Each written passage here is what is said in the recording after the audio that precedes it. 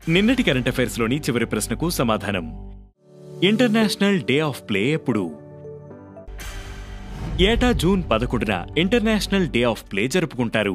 సంస్కృతి, సామాజిక, ఆర్థిక భేదాలు లేకుండా అన్ని వయసుల వారిని ఆటలు ఆడేలా ప్రోత్సహించడమే దీని లక్ష్యం. ఈ సంవత్సరం చూస్ ప్లే ఎవ్రీడే అనే థీమ్తో దీనిని నిర్వహించారు. ఇక మొదటిది, ఎన్ఎస్ఏబి సభ్యుడిగా డిఆర్డీఓ మాజీ చైర్మన్ సతీష్ రెడ్డి.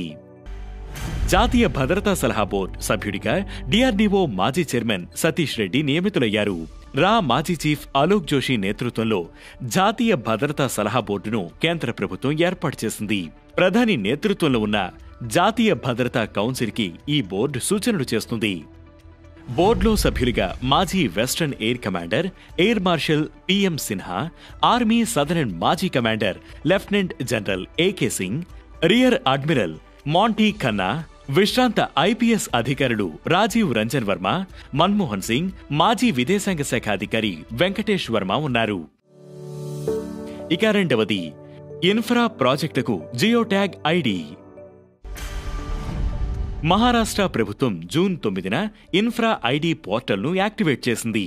రాష్ట్రంలోని అన్ని మౌలిక సదుపాయాల అభివృద్ధి ప్రాజెక్టులకు జియో ట్యాగ్ చేసిన 11 అంకెల ఆల్ఫా న్యూమరిక్ యూనిక్ ఐడిని కేటాయిస్తుంది. రియల్ టైం పర్యవేక్షణను మెరుగుపరచడమే దీని ముఖ్య ఉద్దేశం.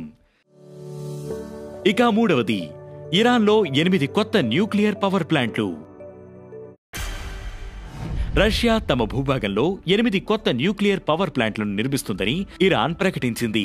Atomic energy organization of Iran chief Mohammad Eslami ఈ విషయాన్ని ప్రకటించారు. ఇరాన్ అణుశక్తి సామర్థ్యాన్ని 3 రెట్లు పెంచడం దీని లక్ష్యం. ఇది ఇరాన్, రష్యా మధ్య పెరుగుతున్న వ్యూహాత్మక ఇంధన సహకారాన్ని హైలైట్ చేస్తుంది. ఇక నాలుగవది, ఎస్సీ ఫర్ ఆల్ ఒప్పందంపై సంతకం చేసిన ఎన్టీపీసీ. భారతదేశంలో ప్రభుత్వ రంగ ఇంధన సంస్థ national thermal power corporation limited sustainable energy for all ఒప్పందంపై సంతకం చేసింది. ఎస్సీ ఫర్ ఆల్ అనేది 2011లో ఐక్యరాజ్య సమితి సస్టైనబుల్ ఎనర్జీని ప్రోత్సహించడానికి ప్రారంభించిన చొరవ. ఎస్సీ ఫర్ ఆల్ ను United nations office for project services నిర్వహిస్తుంది. ఇక ఐదవది, మాల్దీవ్స్ గ్లోబల్ టూరిజం అంబాసిడర్ గా కత్రినా కైఫ్. బాలీవుడ్ నటి కత్రినా కైఫ్ మాల్దీవులకు గ్లోబల్ టూరిజం అంబాసిడర్ గా నియమితులయ్యారు. ప్రధాని నరేంద్ర మోదీ మాల్దీవ్స్ పర్యటనకు కొన్ని వారాల ముందు Maldives marketing and public relations corporation ఈ ప్రకటన చేసింది.